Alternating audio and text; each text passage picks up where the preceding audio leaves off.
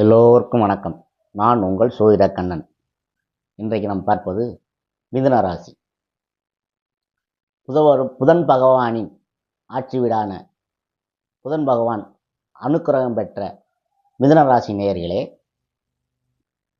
சுறுசுறுப்பானவர்கள், பேச்சாற்றல் மிக்கவர்கள், எதையும் கணக்கு பார்த்து செலவு செய்பவர்கள், மற்றவர்களுக்கு உதவினா ஊடோடி உதவி செய்பவர்கள்.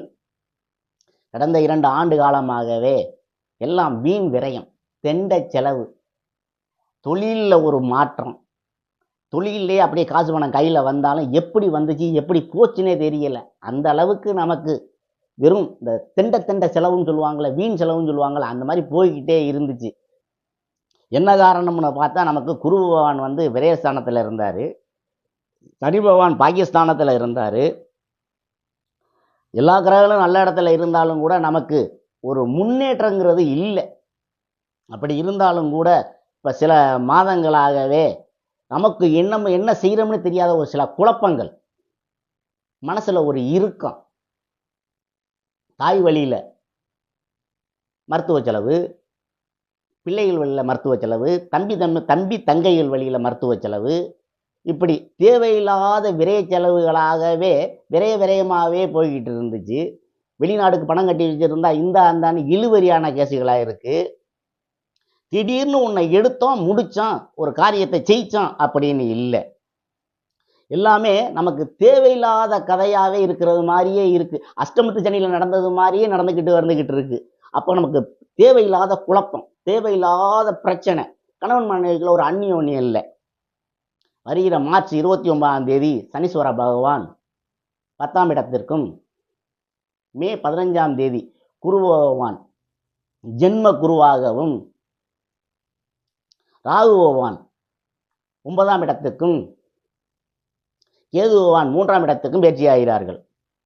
தொழிலில் நல்ல லாபம் வரும், முன்னேற்றம் ஏற்படும் நாள், வசந்த காலம், எதை தொட்டாலும் பொன்னாகக்கூடிய காலம். இதுவரையிலையும் கல்யாணம் ஆகாமல் இருந்தவர்களுக்கு கல்யாணம் கட்டாயம் நடைபெறும். குழந்தைகள் கட்டாயம் வீட்டில் தவழ்வார்கள். இந்த காதல் கல்யாணம் பண்றவங்களுக்கு ஏற்ற காலம் இந்த காலம். தொழில் மாற்றமடையும். வெளிநாடுகளில் சென்று பணிபுரிபவர்கள் மாற்றமடைந்து நல்ல ஏற்றமடைவார்கள். தொழிலில் இருந்த நமக்கு நல்ல லாபம் தரக்கூடிய காலகட்டமாக இருப்பதால் நமக்கு தொழிலையே மாற்றமடையும். கணவன் மனைவிக்குள்ள அந்நியோன்யம் ஏற்படும். நம்ம உடம்புலையும் கொஞ்சம் கவனமாக இருக்கணும். உடம்புல வாயு தொல்லைகளும் வயிற்று கோளாறுகளும் ஏற்படும். உணவுல கட்டுப்பாடு இருக்கணும். மற்ற வழிகளில் பார்க்க போகையில் அந்த குடும்ப பெண்கள் சுமைகள் கூடினாலும் குடும்பத்தில் நல்ல வருமானம் வந்துக்கிட்டு இருக்கும். குடும்ப பெண்கள் வேலைக்கு போகக்கூடிய காலகட்டமாக இருப்பதால் அவர்களுக்கு நல்ல ஏற்ற வருவாய் வரக்கூடிய காலகட்டமாக இருக்குது.